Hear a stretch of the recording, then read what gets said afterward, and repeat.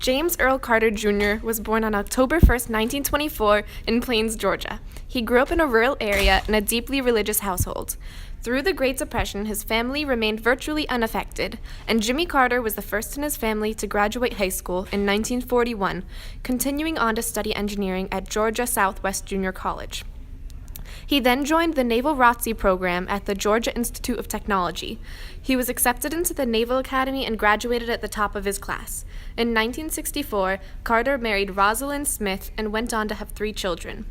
During the Brown versus the Board of Education lawsuit, Carter was the one white man in his local area to not join a pro-segregation group, giving him the opportunity to run for political office when the case was finished.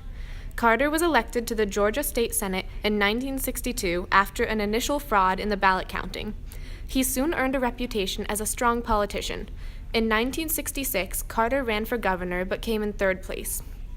In the next election, Carter reversed his campaign to appeal more to the conservative side by backing segregation and limiting his publicity with black political figures. The campaign was successful and he was elected governor in 1970. He then returned to his more liberal views and pushed for integration. However, he did not support the other Democratic politicians and therefore decided to run for president himself in 1976. Because he was less well known, the public was more willing to trust him, as the Watergate scandal had caused them to be skeptical of many politicians. Carter used this to his advantage, campaigning with the ideas that he would never tell a lie or avoid a controversial issue, and won the election to become the 39th President of the United States. Although President Carter may not have been popular in the United States, he was a well-known figure in the foreign world. President Carter believed that a nation's foreign policy should reflect its highest moral of principles. This was a definite break from the practices and policies of the Nixon administration. President Carter refused to continue the past practice of overlooking the human rights abuse of America's allies such as South Korea, Iran, Argentina, South Africa, and Rhodesia. President Carter also signed a follow-on nuclear arms agreement with the Soviet leader Leonid Brezhnev, known as SALT II. President Carter himself facilitated the Camp David peace accords between Israel and Egypt. This formed the way for new progress in the Middle East and an end to the long-running hostilities between the two nations. Carter and Vance also persuaded the Senate to consent a treaty promising to return the Panama Canal to the Panamanian control by 1999. Carter believed that the president should be equal in status to every American.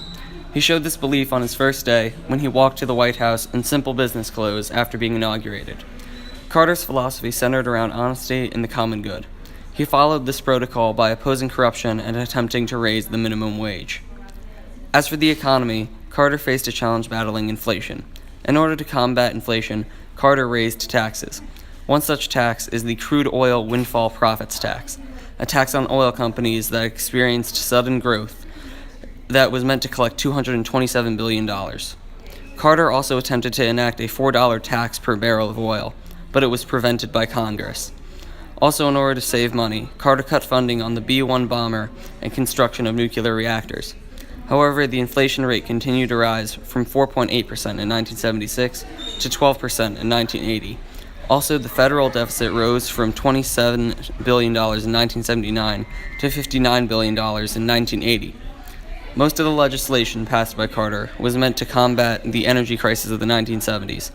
The Emergency National Gas Act, for instance, gave the national government the power to distribute gas between states.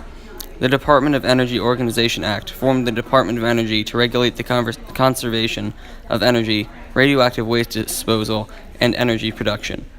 Carter also created acts like the Energy Security Act and the Surface Mining Control and Reclamation Act. With this legislation, Carter was able to set automobile mileage standards and place regulations on mining. Carter's efforts eventually decreased the foreign oil consumption from 48% to 40%. President Carter's legacy suffered in 1977 when Burt Lance, a close friend of his, whom he had named the Director of Office Management and Budget, was accused of financial misleadings in his previous career as a banker. Carter initially defended Lance but was forced to ask for his resignation. Though Lance was later cleared of all charges, the scandal ruined the president's much-respected reputation of honesty. And while he reopened U.S. relationships with China and made headway with efforts to broker peace in the historic Arab-Israeli conflict, his legacy was damaged late in his term by a hostage crisis in Iran. The Iranian hostage crisis consisted of 52 American diplomats being held hostage for 442 days. Carter was not able to free them, which ruined his reputation and legacy. Despite the difficult ending of Carter's presidency, he has managed to be regarded as the best ex-president the United States has ever had due to his devotion to human rights after his presidency. That also got him the 2002 Nobel Peace Prize.